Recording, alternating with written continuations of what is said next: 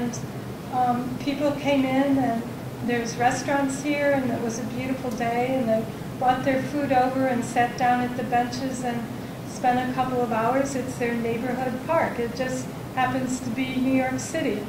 And here is in Boston, and you can see over here the airport right there, Boston Logan Airport.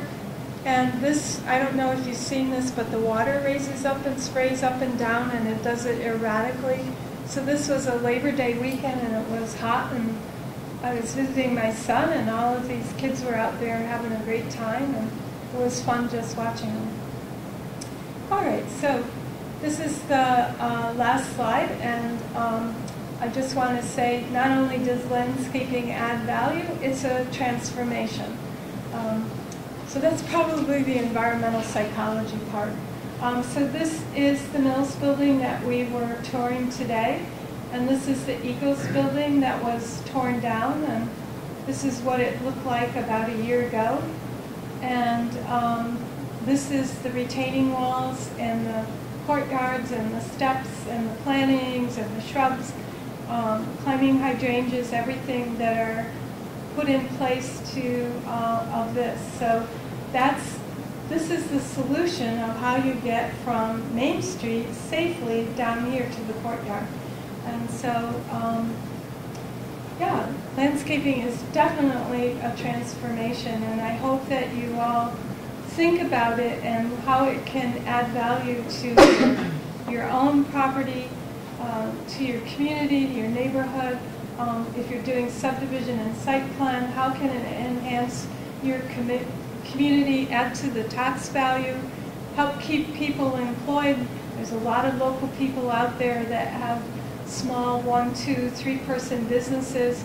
They snowplow in the winter, and they mow lawns in the summer, and do landscaping and all kinds of work, and they're good people, and they deserve your support. So thank you very much.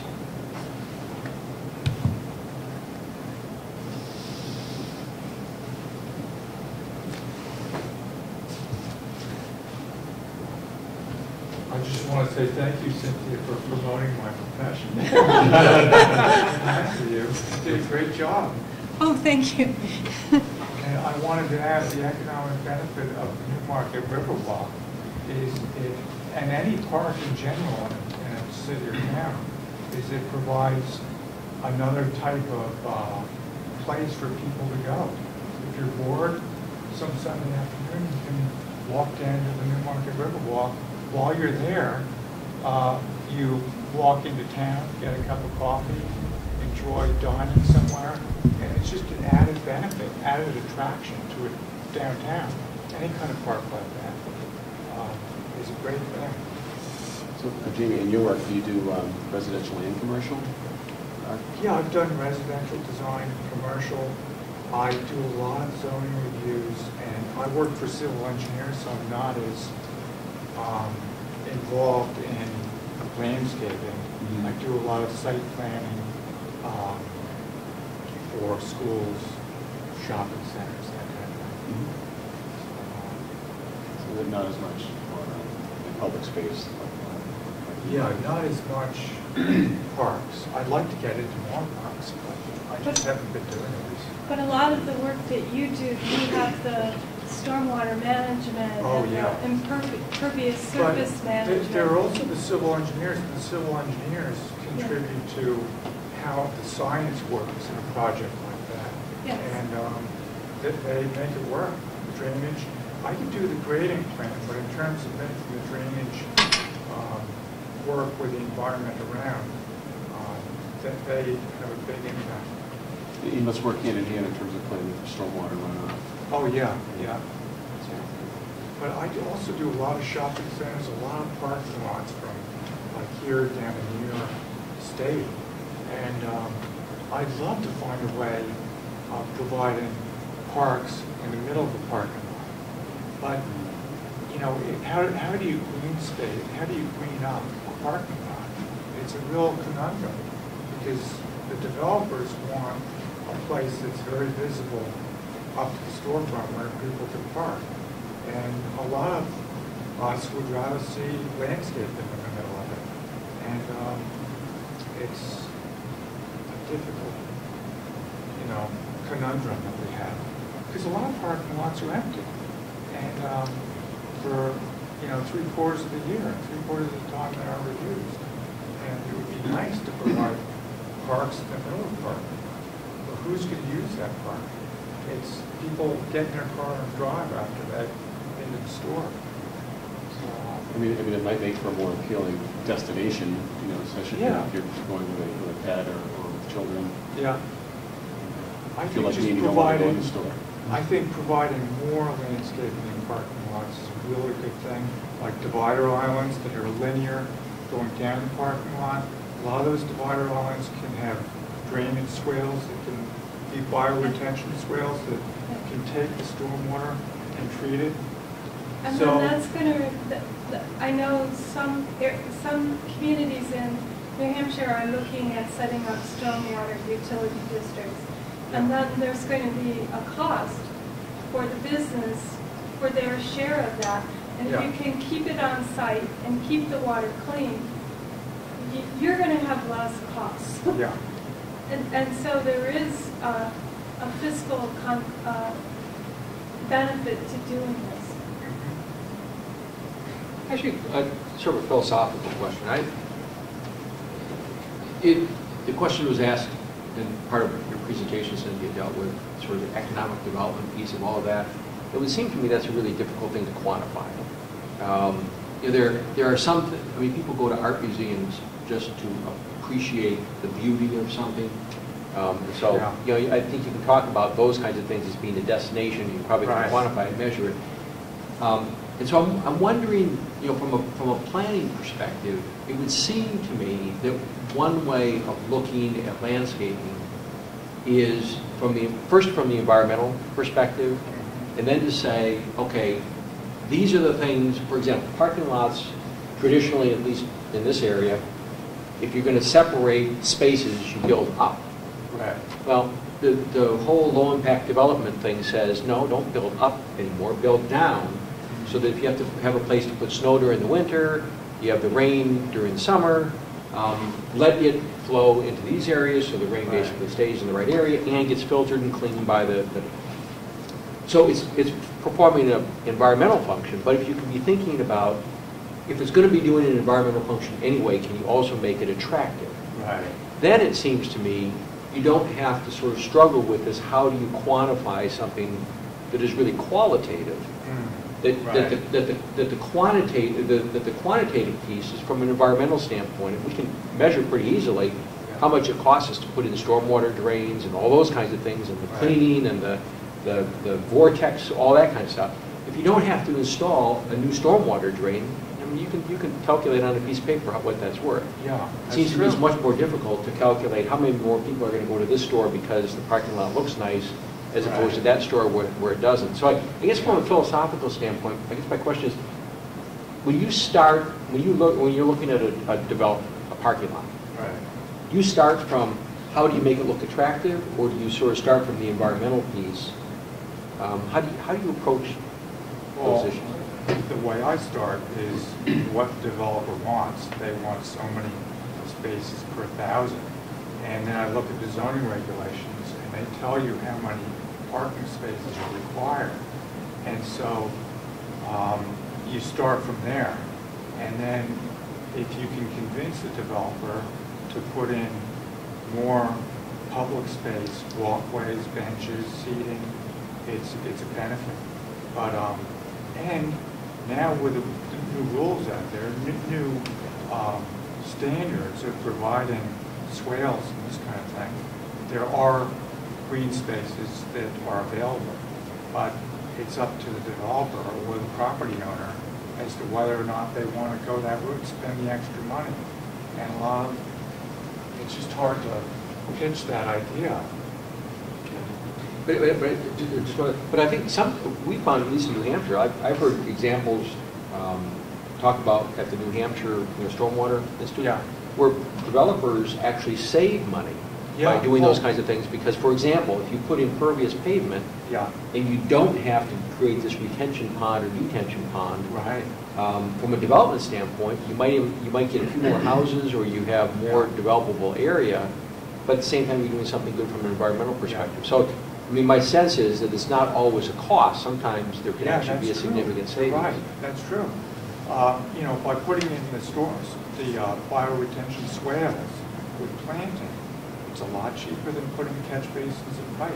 Right. And, yeah. And you're keeping it on site and you're not contributing to the wastewater. Right, Which is a huge cost. yeah, that's true. This goes back, going back to what you started talking about, this goes back to some of what John Carroll was talking about in here not that long ago. That was a meeting I missed. You missed a very good one, by the way. You're also talking about, well, part of what he's talking about is urban agriculture in the largest sense. And this goes back to zoning. And that's part of it. And the other thing, having grown up in New York and watched what's happened at various times, you need to offer incentives. You know, it's a combination of factors, but it takes a proactive local government to begin with to set the stage to allow those things to happen. Right. There's got to be a reason, whether you call it tax incentive, aesthetic incentive, Yeah. it's got to be recognized by the governing zoning and planning so that it's encouraged, even if it's in the most minimalist of ways. It doesn't have to be a direct, we're going to give you a tax break. Sometimes, it's just education that if you can use land that you otherwise would have to set aside for water retention or detention, and you can use it to develop, it's profitable. I would suggest that you capture that in your zoning and your master land use. Yeah. By highlighting those issues, and you don't need to offer incentive. Right. But if you don't There's even a built-in warn, incentive. yeah, by making them aware, Yeah. you're creating Under the environment. Under the parking regulations, under landscaping, you could have a subcategory that would say, for the elimination of piping and catch basins, substituting them for these drainage swales. Just letting people know they can do that, The exactly. money that's saved should be whatever it is, XX, the formula has got to be figured out, should be spent on providing pedestrian amenities, you know, something like that.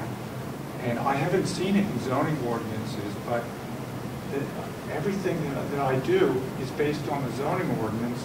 If it's not there, the developer tells me, no, you can't go any further. And, you know, the tougher zoning ordinances, like there's some up in Maine, I think Falmouth, Maine, has some pretty strict landscape zoning ordinances that you've got to live by, and the developer has no recourse. They've got to do it. I wanted to jump to an area that you didn't mention that I'm very aware of because of my background, and that's in post 9/11. Landscaping and architecture are critical elements in safety and security, and they're positives and negatives. If you look out west, where I lived through the Oakland Hills fire in '91. That's right. I should have known that too. There's some significant impacts of the wrong type of vegetation too close to a house, both from a safety and a security standpoint. When you're talking industrial or commercial, is that making it easier for break-in, or there are a number of factors, and that's a real consideration. There are courses offered through the law enforcement agencies that address that, because it's such a critical issue anymore. In fact, in Rochester, the planning department is coordinating with the police department on exactly that issue to say, to the extent that you want things to look nice, you might come to certain conclusions. If you want someplace to be safe, you might come to a different conclusion. And how do you balance those two things so that you don't end up with shrubbery that creates dark areas and things of that sort? At the same time, you don't want everything so bright that you destroy the ability to see the night sky. So how do you balance all of that stuff? And it's an interesting collaboration, because you don't think oftentimes about police and planning collaborating, but in this case, it makes a whole lot of sense. Well, let me give you the classic, which is not truly landscaping, but if you talk about a public building Schools are the best example. Police want the doors locked, fire want the doors open. But there are some classic examples where one response literally blocks the ability of the other to perform. And we need to bring the awareness into this. I'm going to insist architecture and landscape architecture combined have another role to play that we didn't think of 10 years ago. I mean, it wasn't there 10 years. It might have been there, but we didn't recognize it 10 years ago. I'm curious, you talked about lighting and security. You know, when developers are planning these shopping centers or whatever, I see more and more downcast lighting. Yeah. And it seems to be becoming standard. Yeah. I mean, it's energy savings. You're directing the light. You probably use less wattage to light up the parking lot. Are you seeing that being applied consistently, or are there still some examples of new development where the lighting is just floodlights? Sometimes I'm seeing towns being overreactive, and they want pedestrian lights, but then the lighting designer will say, okay, if you want pedestrian lights, it's got to meet this security standard, safety standard. We need to have lights every 12 feet on center. Mm-hmm. And so you end up with parking lots that are a forest of light poles. Mm-hmm. And so it's got to be a happy medium between the two. And the taller lights, obviously, you need fewer of them. And sometimes you can't see those at all because they're just poles. Whereas a lot of these little ones, it looks a little overkill to me. But hasn't the technology improved dramatically in terms of being able to focus the light in the places where you want it, things of that sort of thing?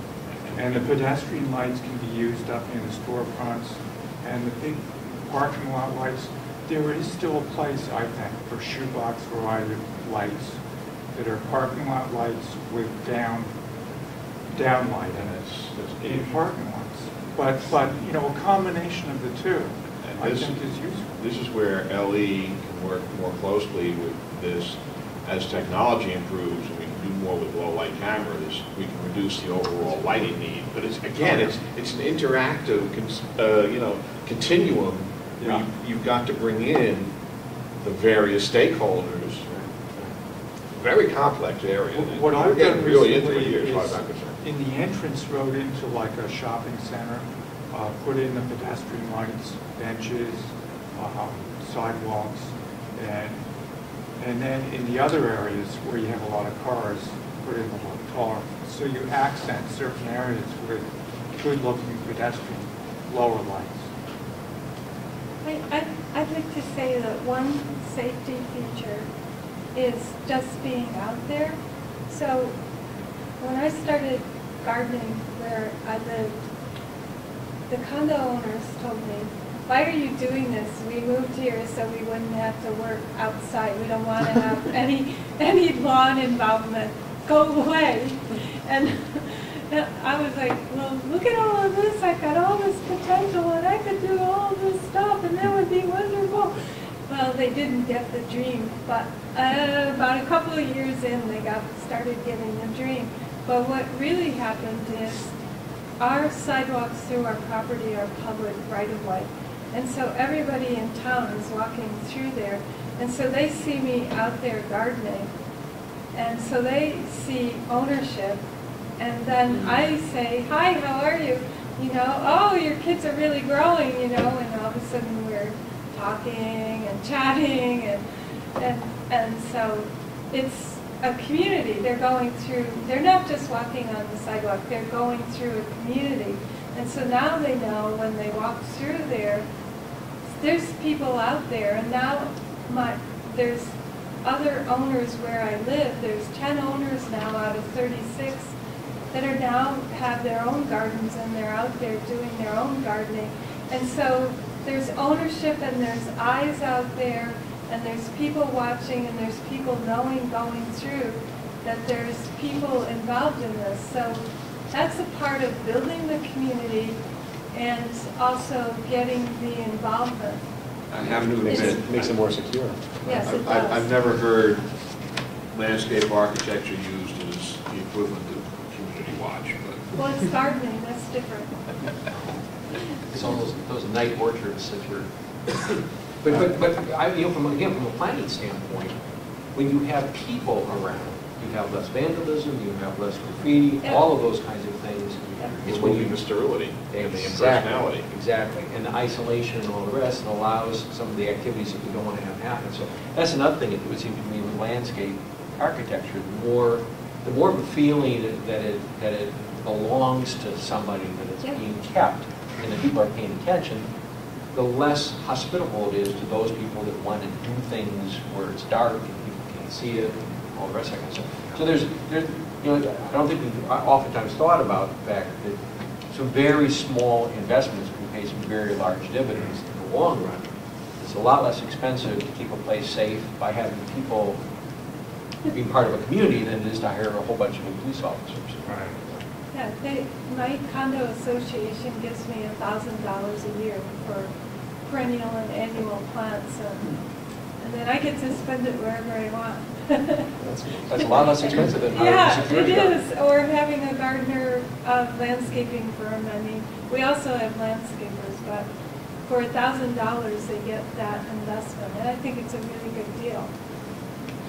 Since you're talking about economics, I got to say a couple of Okay. in terms of, you immediately get into positive economics versus negative negative externalities.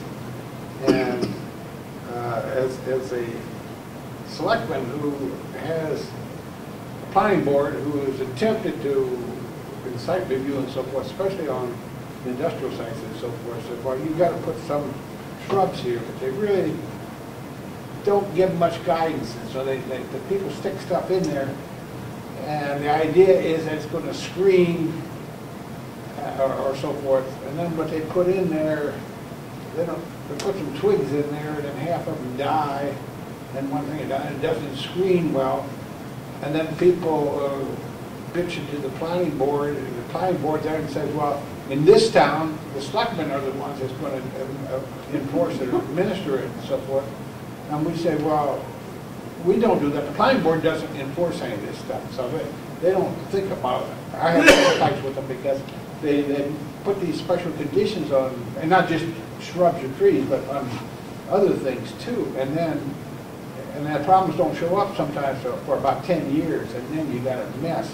That's when, rather than have positive economics, you start having negative externalities, and my town, of course, is stuff, and your towns too around here. So imagine what they did maybe even 75 years ago. They planted a bunch of pine trees down the fence rows and so forth, and now they're big, and every time we have a windstorm, some of them snap over, and that causes all kinds of problems. Now they say, well, cut all these damn pines down on the fence rows in town here now. Yeah, if you're on a planning board, there's, you have to think about, and I served on my local planning board for a few terms, and you have to think about what's the enforcement mechanism for what you're asking for. Yeah, that's... And what are the long-term implications, too? Right. Something that's small now, if it's big later on, has a whole different impact on the environment. Yeah, and what's the practicality of Yeah, what we're asking we need some, new planners, we need some things, literature or something around that talks more about well, in the short term, but the long term, especially, after 25 years, you've created negative externalities rather than all positive ones. The only other comment I have here is the bird lumber. You didn't say much of, you talk about planting trees, and as a farm boy originally, I'm concerned about the margins where you blend between the forest and so forth like that.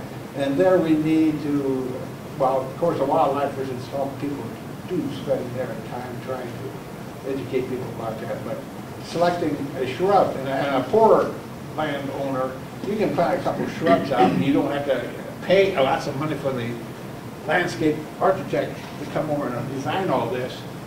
And in 10 years, you got some pretty significant things there. But again, there's some real errors made in selecting the particular shrubs.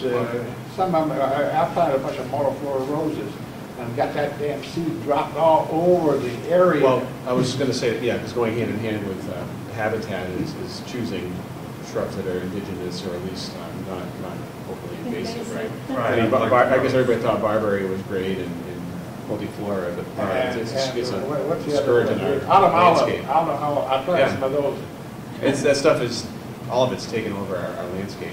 Yeah. You know, it's more. Someone It's just got bittersweet, to you know? say, Right. You see it used in floral arrangements all the time. And then people take the floral arrangement and throw it in the woods, like they're recycling things. And the bittersweet goes along. You raised an interesting point. And one of the things that I think most of us are aware of the fact that on an annual basis there are training opportunities for members of boards and commissions. That because of state funding cutbacks, those what used to be twice a year now, at least for this year, is once a year. But last year was the first year there were a group of us that wanted to talk about more than just dotting I's and crossing T's from a legal standpoint. Obviously it's important for planning board members, zoning board members, conservation, historic district to know what legally they can do and they can't, but that's not planning. That's sort of administering rules, regulations, and laws. And so we had a whole track this past year that talked about good planning. And it would seem to me the issue, but we didn't talk about landscaping.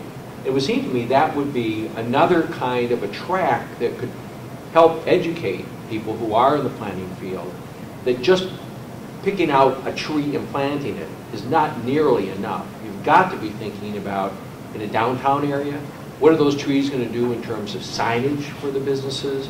What are they going to do? They may look fine during the first 5 years, but what happens between 10 and 20 years? How big do they get? What are the other implications in terms of how they spread? And that's a best management practice sort of a thing that might very well be an appropriate track in the education of planners on a statewide basis. So I'm glad you brought that up. And even add, attracting people to your local planning board and keeping them, if you have that broader sense. Yeah. The fellow was worried about the landscape and stuff. He might get on the planning board to be the one individual that he has an audience that he can educate because these planners need education. So even because we have a real problem in our town now, around they want to put a warrant article in to reduce the size of the planning board from 7 members to 5 because we can't get 7 people that really want to come. They like to come for ad hoc 3 or 4 meetings and they get their little issue dealt with. Then they don't have time. Is your board elected or appointed? We have a mutual agreement to do about some of that. She flies with you. So, very good. Stimulating some interesting conversation as well as some beautiful pictures. I couldn't, first I had a couple things I was going to say, but you approached it and dealt with it and answered all my questions. Well, I have one question. Can you define a brownfield? I mean, I think I know what it is, but I'd just like to. Yeah, it was kind of a wasteland at one point, right? I mean, yeah. So they were contaminated, the soils were contaminated. Or the perception of them being contaminated. Where I live, the soils are contaminated and there's 4 monitoring wells on the site. And actually, we're not supposed to go disturb 6 inches below the surface. Poltergeist kind of thing? Yeah. It was in those Newmarket Mills, I think. Were those tanneries at one point, or it was textile? There was petroleum and there was different products. A tremendous amount of it is very little more than petroleum. All the old underground tanks from all the old gas stations. I mean, I personally know at least 6 families who literally had to give up their means of living because they own properties where they simply could not afford to remediate the underground tanks. They own the gas stations. They own properties, either they owned them, grandparents ran them and they were no longer operating, all general stores. Where you had the 2 hand pumps, underground tanks. Whoever owns that property now has the responsibility, and that's a lot of people didn't understand that, bought it before the EPA regulations were in. Now those are, by the broadest definition, every one of those could be called a brownfield, because you simply cannot remediate. The cost is beyond, on a small property that's no longer income producing per se, in any commercial sense. What are you going to do? Right. So that's a nasty area. I think it's one of the few areas we truly over-regulated in the worst sense. Because it probably falls short of actually getting, say, federal money for remediation. Not for something like that, Right. absolutely not. It's the Although property local owner's